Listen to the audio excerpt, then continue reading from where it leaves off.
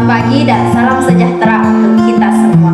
Yang terhormat Bapak Muhammad Ardi SEME selaku dosen pengampu mata kuliah regulasi dan pengawasan entitas syariah dan teman-teman sekalian yang saya banggakan.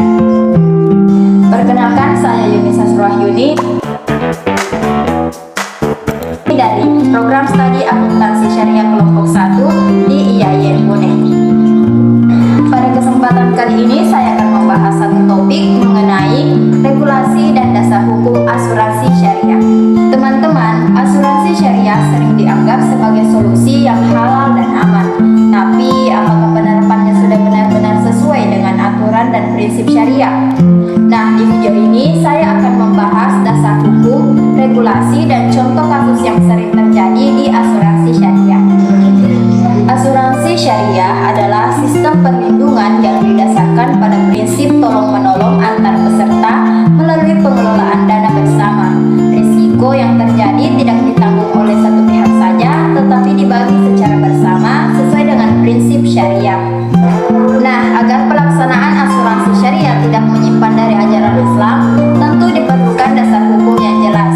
Adapun dasar hukum asuransi syariah yang bersumber dari Al-Quran, yang pertama yaitu Quran Surah Al-Hasyr ayat 18 tentang perintah mempersiapkan masa depan, Quran Surah Al-Maidah ayat 2 tentang saling tolong-menolong dalam kebaikan, Quran Surah At-Tahabun ayat 11 tentang tawakal dan usaha, serta Quran Surah Al-Baqarah ayat 261 yang menjelaskan keutamaan perbuatan baik. Selain Al-Quran, asuransi syariah juga didukung oleh hadis Rasulullah SAW seperti hadis tentang akilah yang menunjukkan konsep saling menanggung resiko, hadis tentang anjuran meninggalkan ahli waris dalam keadaan cukup, serta hadis yang menganjurkan umat Islam untuk menghindari resiko. Nah, selain punya dasar hukum dari Al-Quran dan hadis, asuransi syariah juga diatur secara resmi dalam hukum negara. Di Indonesia, operasional asuransi syariah diatur melalui berbagai peraturan perundang-undangan. Salah satunya adalah Undang-Undang Nomor 40 Tahun 2014 tentang perasuransian yang menjadi landasan utama penyelenggara asuransi, termasuk asuransi syariah.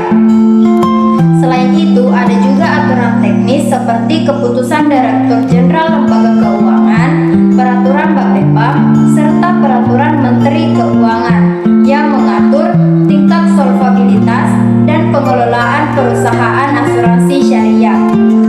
Kalau peraturan perundang-undangan mengatur secara hukum negara, maka dari sisi syariah, asuransi syariah juga berpedoman pada fatwa MUI.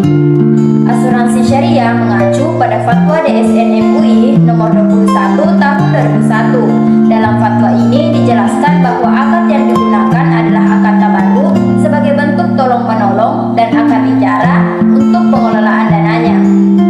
Selanjutnya, pengawasan dan pengaturan asuransi syariah juga dilakukan oleh Otoritas Jasa Keuangan.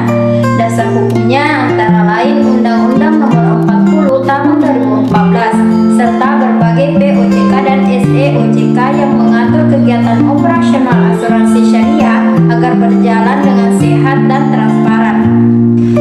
Kalau dilihat dari keseluruhannya, operasional asuransi syariah sudah disesuaikan dengan Al-Quran dan hadis, fatwa DSN MUI, serta peraturan perundang-undangan yang berlaku. Namun, dalam praktiknya masih perlu pengawasan dan evaluasi agar tetap konsisten dengan prinsip syariah. Meski sudah memiliki dasar hukum yang jelas, asuransi syariah masih menghadapi beberapa masalah.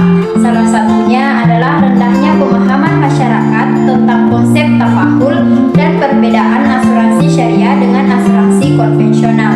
Nah, untuk mengatasi hal tersebut diperlukan edukasi dan sosialisasi kepada masyarakat, penguatan peran agen asuransi syariah, serta strategi komunikasi yang sesuai dengan latar belakang sosial dan ekonomi masyarakat.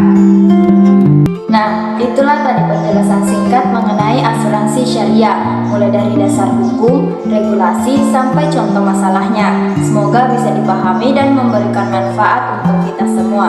Terima kasih sudah menonton. Wassalamualaikum warahmatullahi wabarakatuh.